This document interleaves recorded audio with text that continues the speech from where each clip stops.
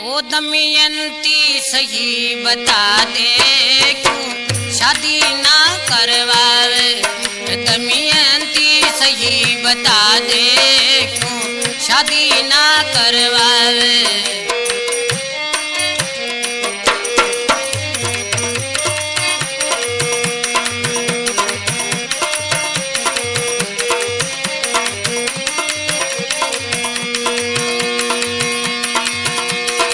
शादी ना करवावे, शादी ना करवावे, शादी ना करवावे।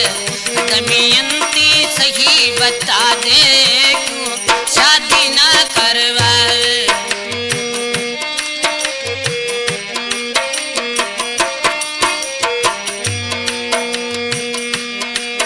तन पिता तेरो समझाई तू हट कर राखो बाई। तन पिता तेरो समझाई तू हट कर राखो बाई। मेरे बात समझ नहीं आई है मन दिन दिन फिकर सतावे। दमयंती सही बता दे क्यों शादी ना करवावे।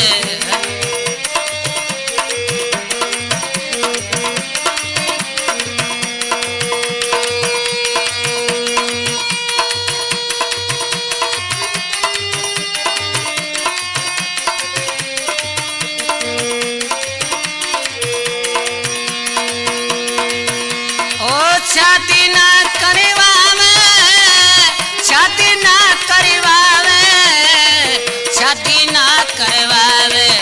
दमयंती सही बता दे क्यों शादी ना करवावे।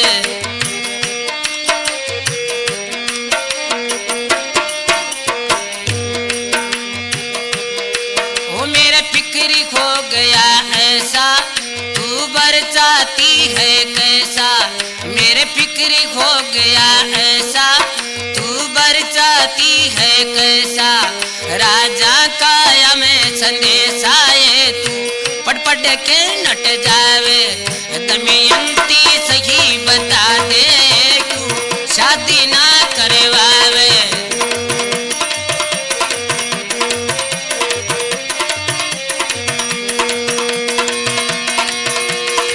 शादी ना करवावे, शादी ना करवावे, शादी ना करवावे। दमयंती सही बता दे क्यों शादी ना करवावे।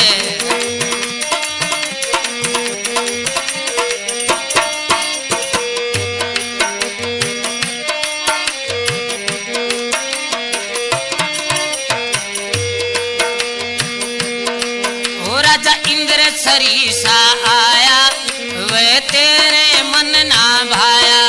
ओ राजा इंद्र सरीसा आया वह तेरे मन ना भाया। उसे क्यों ना पति बनाया ये तू इंद्राणी कहलावे। दमयंती सही बता दे क्यों शादी ना करवावे।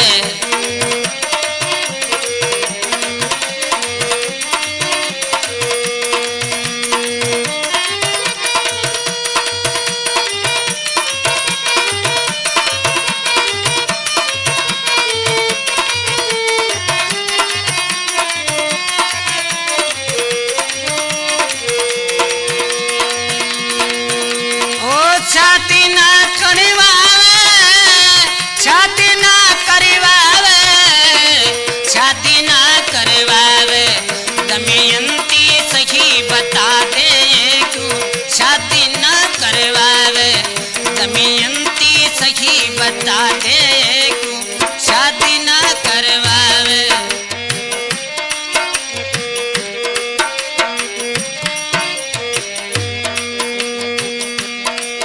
पिता भरम मिटा दूं थारा नली राजा पति हमारा। ओ पिता भरम मिटा दूं थारा नली राजा पति हमारा। थे ब्यावी रचा जो मारा रे यूं गोपी राम खत गावे। दमयंती सही बता दे क्यों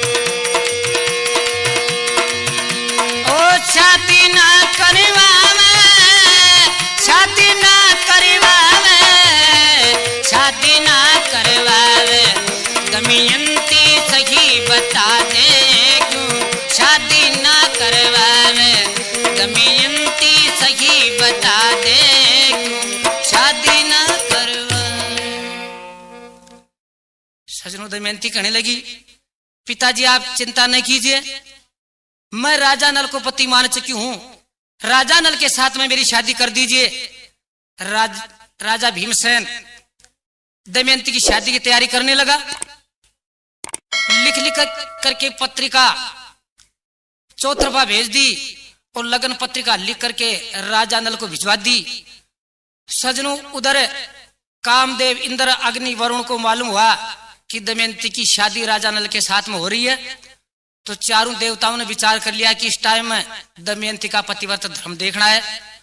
तो उधर से चारों देवता विचार करके चलते हैं और उधर भीमसेन अपने राजमहलों में दमयंती की शादी की तैयारी करता है।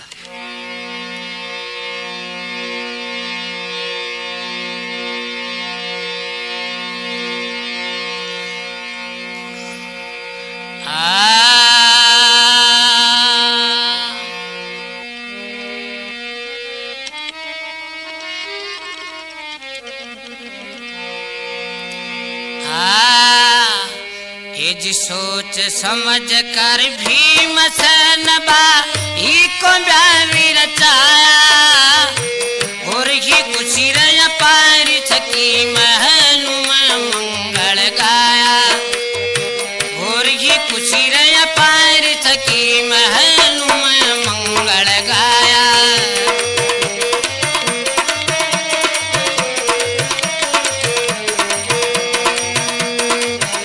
समझ कर भीमसेन बाई को ब्याह रचाया, और ही खुशी रह पारी थकी महल में मंगल गाया, और ही खुशी रह पारी थकी महल में मंगल गाया।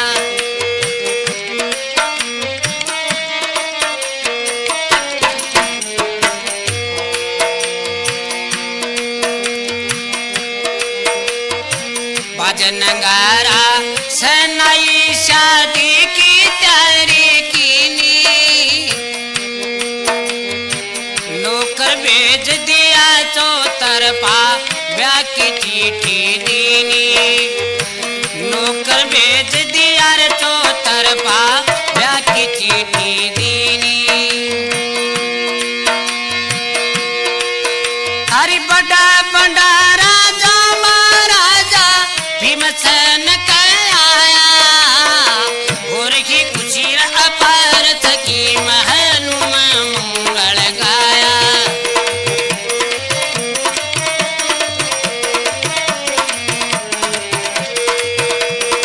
सोच समझ कर भीमसेन बाई को ब्याह रचाया, और ही खुशी अपार थकी महल में मंगल गाया,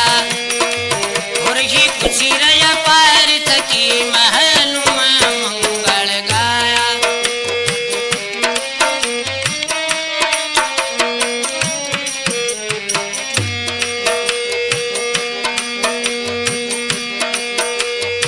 मृत्युलोक और देवलोक तक ब्याह की चर्चा फैली, वरुण कामदेव अग्नि इंद्र आया सबसे पहली, वरुण कामदेव अग्नि इंद्र आया सबसे पहली। देव शक्ति से चारों ललरा जाका रूप बनाया, और ही खुशी अपार थकी महल में मंगल गाया, और ही खुशी अपार थकी महल में मंगल गाया।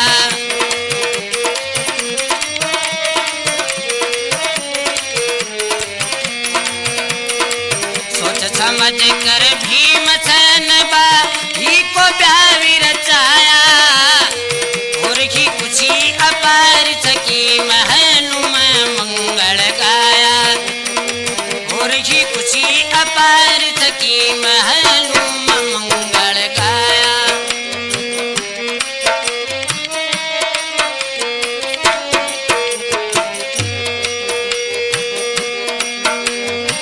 धूमधाम शादी की हो रही भीमसेन के द्वारे, दमयंती को ब्याह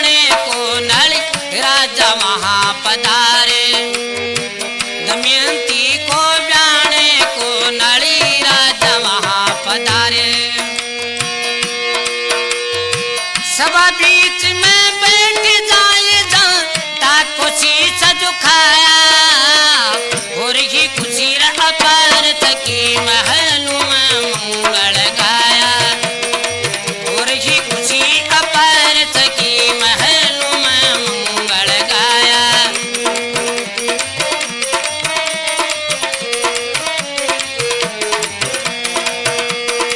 सोच समझ कर भीमसेन बाई को ब्याह रचाया और ही खुशी अपार थकी महलू में मंगल गाया।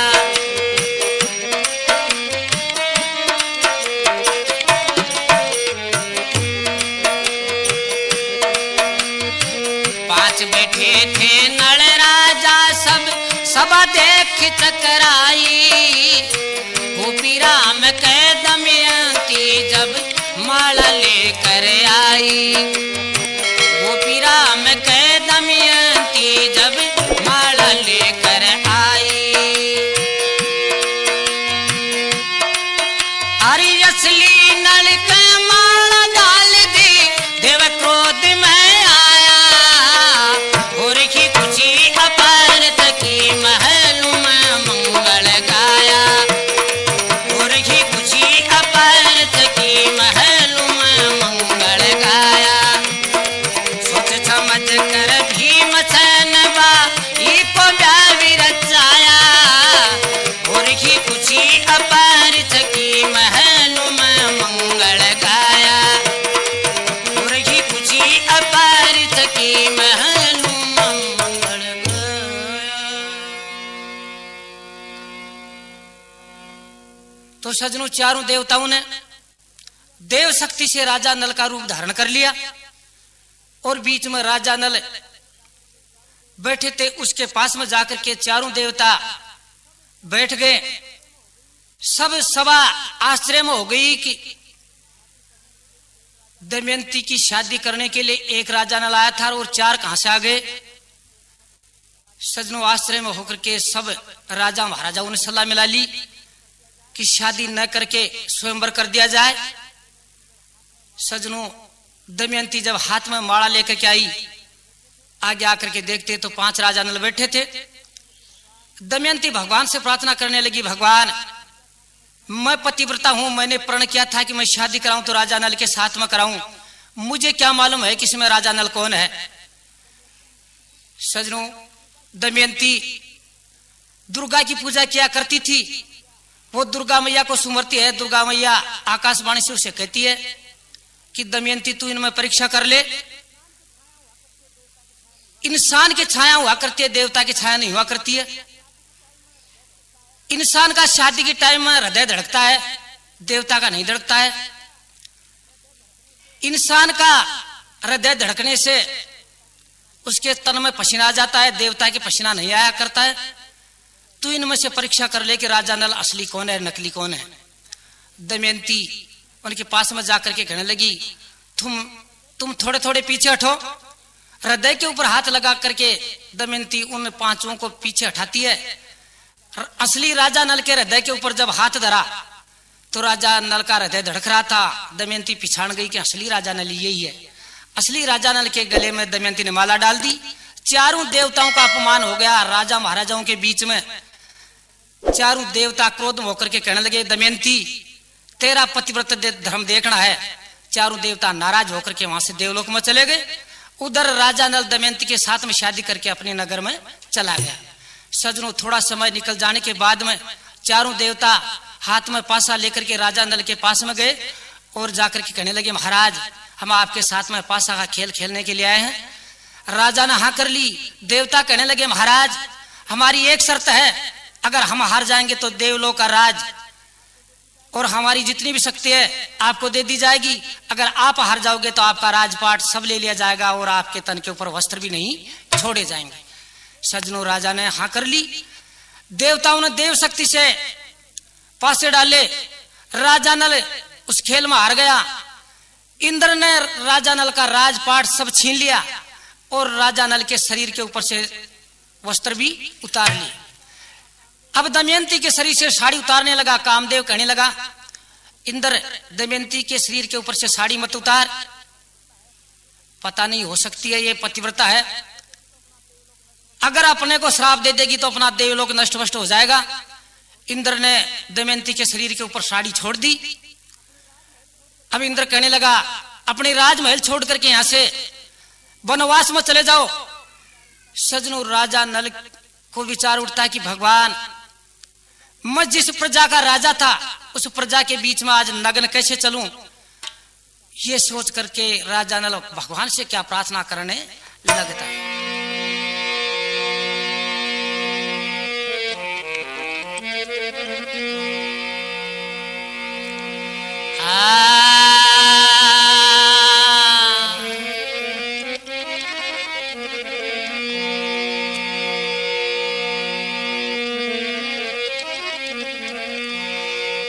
मारो पलट दियो रे तकदीर प्रभु जी एक पल में, मारो पलट दियो रे तकदीर प्रभु जी एक पल में, मारो पलट दियो रे तकदीर प्रभु जी एक पल में।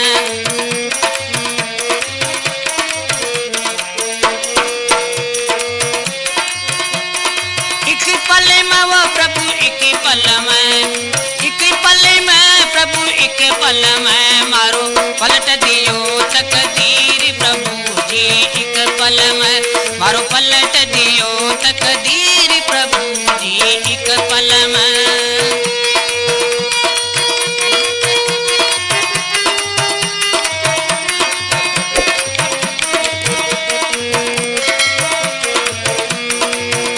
ओ एक पल में वो प्रभु एक पल में, एक पल में प्रभु एक पल में, मारो पलट दियो तकदीर प्रभु जी एक पल में, मारो पलट दियो तकदीर प्रभु जी एक पल में।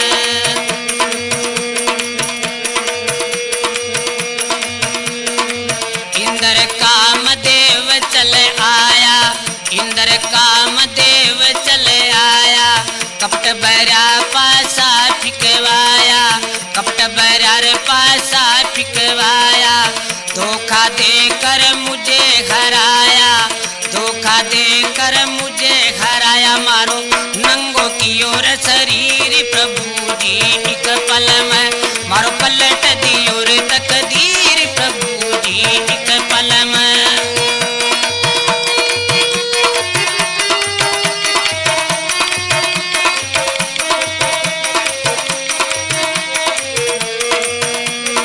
एक पल में प्रभु एक पल में, एक पल में प्रभु एक पल में, मारो पलट दियो तकदीर प्रभु जी एक पल में।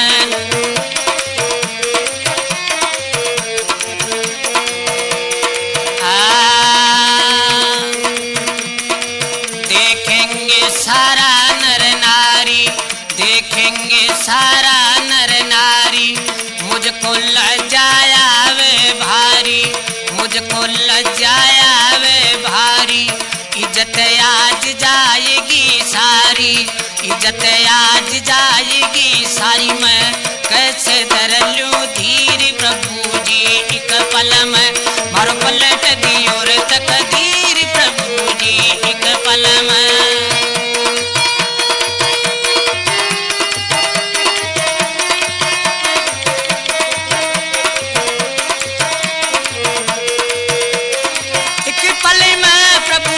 पल में, एक पल में प्रभु एक पल में, मारो पलट दियो रे तकदीर प्रभु जी एक पल में, मारो पलट दियो तकदीर प्रभु जी एक पल में।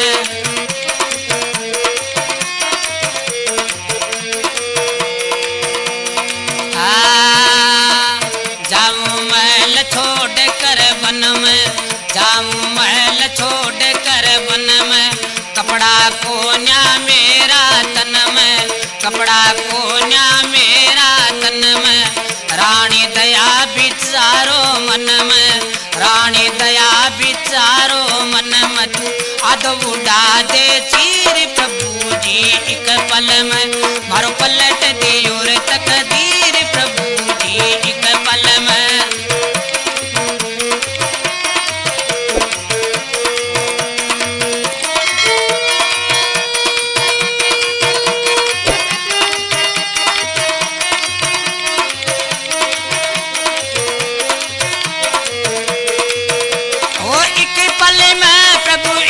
पल में प्रभु एक पल में मारो पलट दियो तकदीर प्रभु जी एक पल में मारो पलट दियो रे तकदीर प्रभु जी एक पल में।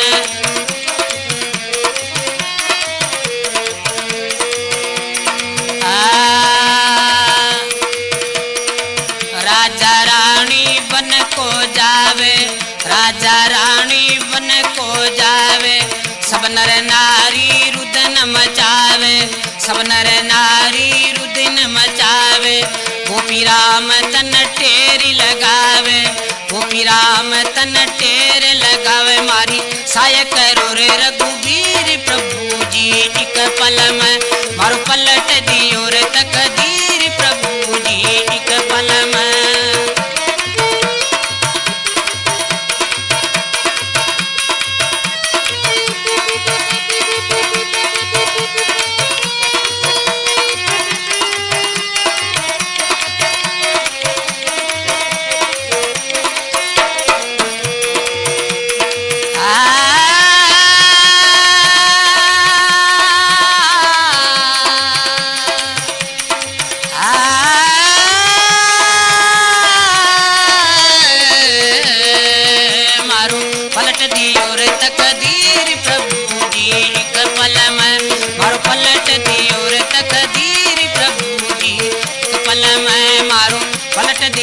तकदीर प्रभु जी एक पल में। राजा इंद्र अपने रथ में राजा और रानी को रथ में बिठा करके जिस जंगल को राजा और रानी नहीं जानते थे उस जंगल में ले जाकर के इंद्र राजा रानी को छोड़ करके आ जाता है। सारे दिन भर राजा और रानी जंगल में घूमते रहे। जब सांझ हुई राजा और रानी एक पेड़ के नीचे जाकर के सो गए। ऊपर से जब आधी रात आई रानी राजा से कहने लगी, पतिदेव मुझे बहुत प्यास लगी है, मेरे लिए पानी लाओ। राजा कहने लगा, रानी इस बियाबान जंगल में अर्धरात्रि में मैं पानी कहां से लाऊंगा, सो जा, थोड़ा उजाला होने दे। रानी कहने लगी, नहीं पतिदेव, जल के बिना मेरे प्राण पखेरु उड़ने वाले हो रहे हैं, आप मेरे लिए कहीं से जल लाओ। तो राजा को दया गई, उधर रानी को मूर्छा गई, रानी बेचैन होकर गिर गई। राजा आधी साड़ी काट करके रानी को सूती पेड़ के नीचे छोड़कर रानी के लिए जल लाने के लिए निकल पड़ा। थोड़ी दूर आगे चला, दो तीतर के बच्चे चींची करते फिर रहे थे। राजा सोचने लगा कि सांझ को अपनी माँ से बिछुड़ गए, अगर सुबह तक इनको इनकी माँ नहीं मिलेगी तो चींची कर खत्म हो जाएंगे। सजनों राजा नल को दया आई, दोनों तीतर के बच्चों को उठा करके अपने झोली में रख लिए। अब थोड़ी दूर आगे चला, उधर देवता प्रकोप में होकर राजा की परीक्षा करने लगे। एक झाड़ी में अग्नि जलने लगी। अग्नि को देख करके राजा सोचने लगा कि इस अग्नि के पास में जल जरूर मिलेगा, अगर जल नहीं मिलेगा तो कोई इंसान मिलेगा, उससे मैं जल की खोज पूछूंगा। तो राजा जूही झाड़ी के पास में जाता है तो एक जिंदा नागराज उस झाड़ी में जलने के लिए चढ़ा। राजा उसे देखकर सोचने लगा कि एक मेरे आंखों देखते एक जिंदा सर्प झाड़ी में चढ़कर अग्नि में जल जाएगा तो बहुत भारी पाप हो जाएगा। इतना सोच करके राजा नागराज के प्राण बचाने के लिए दोनों हाथ झोली से हटा लिए और नागराज को पकड़ने लगा। सजनों झोली के हाथ हटते ही दोनों तीतर के बच्चे अग्नि में गिर गए। उधर से नागराज क्रोध में आकर कहने लगा, नीच हत्यारे पापी, हट जा, मेरे हाथ मत लगा। राजा नल कहने लगा, महाराज मैं आपका भला कर रहा हूं, आपकी जान बचा रहा हूं, आप मुझे नीच हत्यारा पापी बता रहे हैं। अरे सोच, तू हम मेरी एक की जान बचा रहा है और नीचे देख दो की जान चली गई। सजनों नागराज क्रोध में होकर राजा नल के जहर की फूंक मार देता है। जहर से राजा नल का पूरा शरीर नीला हो गया। अब राजा नल जो ही तीतर के बच्चों की तरफ देखता है तो दोनों बच्चे तड़फड़ा रहे थे। राजा नल उन्हें देखकर सोचने लगा, हे भगवान, मेरे हाथ से बहुत भारी पाप हो गया, इस पाप से छुटकारा मैं कब तक पाऊंगा। और संसार में मेरे को दयावान कहा करते थे, मैं उस मेरी नगरी में कभी वापस जाऊंगा तो कैसे मुंह जाकर के दिखाऊंगा। ये सोच करके राजा अपनी आत्महत्या करने की सोच लेता है और आंख मूंद करके अग्नि में गिरने लगता है। सजनों वो देवताओं की माया थी।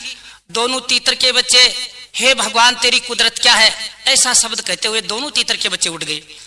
राजा की आंख खुली, देखने लगा तो न तीतर के बच्चे दिखाई दिए और न नागराज दिखाई दिया। सजनों, राजा नल सोचने लगा, भगवान ये क्या दृश्य हुआ। ऐसा सोचकर राजा नल वहां से चला और जल की खोज लगाने लगा। उधर बेचैन हुई रानी को पेड़ के नीचे छोड़कर आया था। रानी पेड़ के नीचे बेचैन हुई पड़ी थी। एक बहुत बारी अजगर आई और रानी को खाने के लिए तैयार हुई। क्रोध में आकर अजगर फुंकारने लगी। रानी अजगर को देख करके घबरा उठी। उधर से एक शिकारी तीर कमान लेकर जा रहा था। दमयंती के पास में आया, आकर के देखने लगा तो अजगर खाने को तैयार हो रही। शिकारी ने तीर मारकर अजगर को खत्म कर दी और दमयंती से पूछने लगा, तू कौन है जो कि इस बियाबान जंगल में अर्धरात्रि में अकेली इस पेड़ के नीचे पड़ी है। दमयंती कहने लगी, मैं राजा नल की रानी दमयंती हूं। शिकारी बोला, क्यों राजा नल की रानी दमयंती बनती है? उठ खड़ी हो, मेरी साथ चल, झोंपड़ी में आराम से रहना, मैं तुझे प्यार प्रेम से रखूंगा। सजनों, इतना सुनते ही रानी दमयंती को क्रोध आया और उठ खड़ी हुई। दमयंती का तेज क्रोध से और भी बढ़ गया था। दमयंती के तेज और चेहरे की चमक को देख करके शिकारी को मूर्छा आ गई और नीचे गिर पड़ा। दमयंती वहां से भाग चली और हाय प्राणपति करती हुई बियाबान जंगल में पति को ढूंढने लगी। सजनों, उधर देवताओं का प्रकोप था। प्रकोप में आकर देवता दमयंती की परीक्षा करने लगे। सजनों, दमयंती हाय प्राणपति करती हुई पति को ढूंढने लगी और जब पति उसे नहीं मिला तो दमयंती बियाबान जंगल के अंदर विलाप करने लग जाती है कि हे प्राणपति, मैंने ऐसा क्या पाप कर दिया पूर्व जन्म में जो कि तुम मुझे सूती जंगल में छोड़कर चले गए। इतना करते करते सजनों, दमयंती बार बार जंगल में चक्कर लगाती है परंतु राजा नल का कहीं खोज नहीं पाता है। उधर से देवता प्रकोप में होकर दमयंती की परीक्षा करने लग जाते हैं। आकाश में घनघोर घटा छाई, भयंकर तूफान आने लगा, बादल गर्जना करने लगे, बिजली चमकने लगी, जंगल के वृक्ष और कांटेदार झाड़ियां इधर उधर झुकने लगे, शेर भालू चीते इधर उधर दौड़ने लगे। परंतु दमयंती की सुरती पति के चरणों में लग रही थी। दमयंती हाय प्राणपति करती हुई जा रही थी। सजनों, जब प्राणपति उसे नजर नहीं आते हैं तो दमयंती हाय पति करती हुई विलाप करने लगती है।